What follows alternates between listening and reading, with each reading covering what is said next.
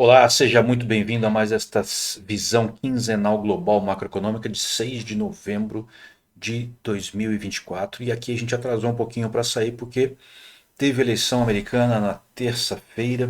Deveríamos publicar aí na quarta-feira, mas o mercado deu um agito bom. Deu um agito bom, apesar do luto das mídias, né, de uma maneira geral. E a gente decidiu aguardar um pouquinho mais porque realmente os impactos vieram e foram sensíveis, né? Como já esperávamos, na verdade, né? Mas estávamos guardando isso para nós mesmos. Então vamos olhar aqui, vamos ver o que a gente tem nos gráficos para explorar melhor o que aconteceu nesse pós 5 de novembro, né? Na pós-eleição. O último candle aqui já é colhido no dia 6, tá? Porque a gente entende que valeria a pena olhar o dia seguinte, né? Então o que a gente teve? Apesar de ter fechado em menos 2%, né, ter caído o mercado nas últimas semanas, caiu mais ainda, né, no último dia, né, no pós-eleição. Por quê? Porque naturalmente o, o ganhador, né, o Trump, ele é alguém que tem uma política, tem um discurso, e ele já foi presidente, então esse discurso tem a sua confiabilidade, né? Ele tem um discurso de fortalecimento da América, né? Fortalecimento das empresas, fortalecimento da moeda, né, do dólar. Então isso naturalmente traz uma maior tranquilidade com relação ao risco, uma menor aversão ao risco. E a consequência natural disso é que os juros caia, né? Um maior incentivo ao mercado significa juros menores. Além disso, na quarta-feira, já havia expectativa, e depois ela se concretizou, de que o Fed, né, o Banco Central Americano, reduziria a taxa básica de juros. E ele reduziu. Tá certo? Então, querendo ou não, né, existia aí uma série de fatores que estimularam uma queda mais sensível dos juros americanos longos. Tá? Isso é muito bom para a economia mundial. Tá? Tudo bem que o Brasil vai estar na contramão, né? Mas é muito bom. Olhando mais no longo prazo, olha que aconteceu aqui uma redução sensível, né? Houve uma alta, né? É natural uma alta, porque em momento de eleição, até que ela aconteça, até que as previsões se manifestem ou não, né? Até que o resultado se manifeste, melhor dizendo, existe uma busca maior por segurança. Então, houve aqui um aumento que bateu, né, numa resistência na média de 21 e caiu depois drasticamente na hora que se consolidou. É aquela velha história de bolsa de valores, né, de ativos em geral cotados na bolsa de valores.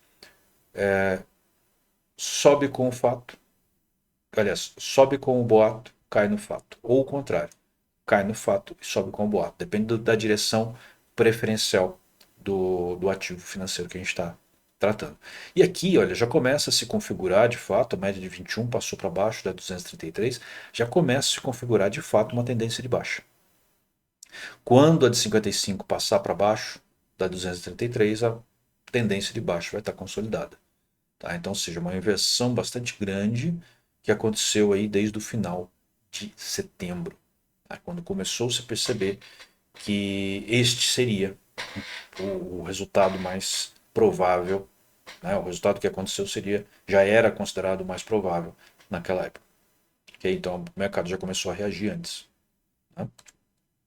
Quando vemos os juros europeus, basicamente o alemão, houve uma forte volatilidade, ou seja, uma forte indecisão. Né? O que vai acontecer com a Europa tendo a América de novo, Trump como presidente? Tá certo? Ela fechou no negativo, né, no dia 5, mas existe aí uma grande incerteza. do que aconteceria. A gente vai ver daqui a pouco também no euro, que na minha visão não tem tanta incerteza não. Tá? O mercado às vezes fica indeciso, mas eu apostaria, tem a minha visão. Tá? Vamos deixar chegar lá. Depois a gente tem aqui o S&P, os índices de bolsa, que todos eles sofreram uma forte alta no dia seguinte. Uma forte alta. Ou seja, este presidente ele é pró-mercado. Né? Ele vai favorecer o mercado interno americano. E isso naturalmente fortalece as empresas americanas. Tá? Então esse ânimo de fortalecimento das empresas americanas foi refletido com uma forte alta após conhecido o resultado, né, no dia seguinte. No S&P, a gente vai ver isso também nos outros índices. Olha só, já estava aqui no suporte na média de 55, estava realmente quase virando para uma baixa de curto prazo, mas reagiu fortemente e isso tende a continuar. Claro que essa alta aqui muito provavelmente vai ter uma correção, né, mas depois ele tende a continuar. Depois a gente tem o Nasdaq, a bolsa de tecnologia, ela teve também uma forte alta, ainda que ela não tenha superado a máxima anterior, foi mais tímida que o S&P, ainda no dia anterior, né, no dia 5, que é o que a gente toma como base aqui, ele ainda estava negativo, quase zero, mas no dia seguinte teve aí uma forte alta também, né, mostrando aí o ânimo com o resultado da eleição. Depois a gente tem o Dow Jones é um índice mais de base, né, indústria de base, e ele teve um aumento considerável, né? Fechou aqui ainda no negativo, né? Mas quase corrigiu tudo no dia seguinte, tá certo? Provavelmente todos esses índices vão estar positivos daqui a 15 dias quando a gente fizer de novo essa visão quinzenal, certo? E por fim, o que mais leva vantagem, né? O Russell, ele já estava precificando aqui no dia 5, né, uma queda dos juros e uma possibilidade de vitória, né, muito possivelmente era isso que estava acontecendo aqui, mas olha o tamanho do candle no dia seguinte. É surpreendente. Tá? E ele já fechou, foi o único índice que fechou no positivo. Tá? Isso realmente é muito bom, porque fortalecimento do dólar, fortalecimento do mercado interno, gera a baixa dos juros, né, e isso favorece as empresas mais alavancadas, que são as empresas de menor porte, que estão aqui no índice Russell. Certo? Depois vemos aqui o DAX, né, que é o índice das bolsas alemãs, como proxy da Europa. Também uma forte volatilidade, uma forte dúvida no mercado europeu do que deve acontecer, ainda fechando o dia anterior, né, o dia 5, com baixa. Tá? Eu já disse, não tenho muita dúvida do que vai acontecer não. Vou falar disso lá no euro. Depois a gente tem o ouro, né? Naturalmente o ouro já estava começando a precificar uma possibilidade de maior estabilidade, então estava se intensificando, né? Se manifestando mais uma aversão ao risco. Ele fechou ainda no positivo em relação à última quinzena, mas já no movimento de queda, com uma queda até um pouco mais acentuada no dia seguinte, e uma dúvida muito grande no dia anterior, né? Ficou parado no dia anterior com doji ali. Agora, a minha visão é que essa queda pode se intensificar, tá? Apesar de ele estar num suporte muito importante, mas eu acho que o quadro agora é de mais aversão, de menor aversão ao risco. Tá? Os capitais devem migrar para a Bolsa de Valores, certo? Depois a gente tem a visão de mais longo prazo, ainda não dá para dizer muita coisa, ainda tem tendência de alta, mas essas duas médias estão muito próximas, daqui a pouco elas se cruzam e aí começa a ter aí uma visão intermediária de queda, certo? Vamos ver o que vai acontecer até a próxima quinzena. Por enquanto parece que o mercado está em bastante dúvida ainda, bastante incerteza. Euro, aqui que eu queria comentar. O euro sofreu uma baixa violenta no dia seguinte, apesar do movimento de alta que ele estava tendo. Ou seja, o mercado estava acreditando no fortalecimento da Europa em relação à América e de repente isso caiu por terra. Né? Chutaram o balde aqui, caiu por terra. Ainda que ele tenha fechado um pouco no positivo, né, em relação às últimas 3 semanas, o movimento aqui foi forte de queda. Aí na minha visão, isso deve continuar. Não com essa força, mas deve continuar. O dólar vai se valorizar frente a todas as moedas internacionais, na minha visão. Principalmente o dólar, que é a segunda moeda mais forte, né, de comercializada. Né? A libra esterlina é a segunda moeda mais forte como moeda, né? Ela tem um lastro muito grande, mas o euro é a segunda moeda mais forte como moeda de mercado, como moeda de negociação, certo? Então, eu acho que essa, essa diferença entre euro e dólar vai convergir ainda mais a partir desse governo que começa em janeiro, ok? Depois a gente tem aqui a visão de longo prazo, olha só, já está a de 21 abaixo dos 233, já está configurado um movimento de queda de intermediário, né, de período intermediário, e a de 55 está a caminho, tá certo? Então, a gente viu um movimento parecido com esse daqui nos juros americanos, né, e aconteceu também aqui no euro. Tá? Para mim é a continuidade desse movimento, com algumas correções naturais, porque quando tem movimentos muito intensos, a correção ela existe, né, ela precisa existir, porque existe uma realização de lucros. Tá? Depois a gente tem a soja, as commodities não sofrem tanto com isso, né, exceto algumas, mas as alimentares sofrem muito pouco, ela está bem lateralizada, com um pouquinho só de volatilidade, bem lateralizada, está bem paradona, né, apesar de ter uma ligeira alta aqui, ela não refletiu nada em princípio desse resultado eleitoral, e o que dá para dizer nesse momento é que ela vai continuar lateral. Tá? Talvez aumente um pouquinho a volatilidade, talvez não, mas ela deve continuar lateral. Ainda não há nenhum indício dela despontar para algum dos lados. Tá? Se ela despontar, o mais provável hoje é para baixo.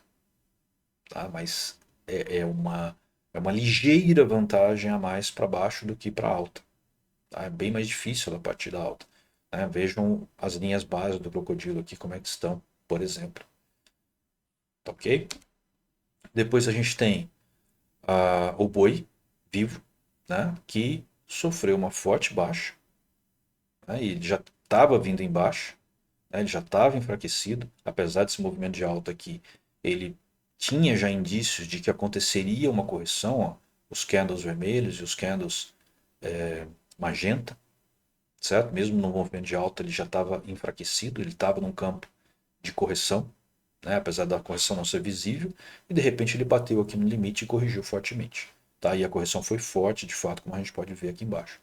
Então, é um movimento forte que deve encontrar algum suporte muito em breve. Tá? Talvez até aqui seja o início deste suporte.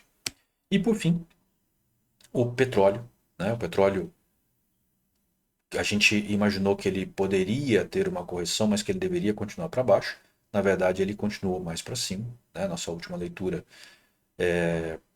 não foi exatamente aquela que aconteceu, apesar da gente ter considerado a possibilidade, mas foi aquela que a gente entendeu como menos provável.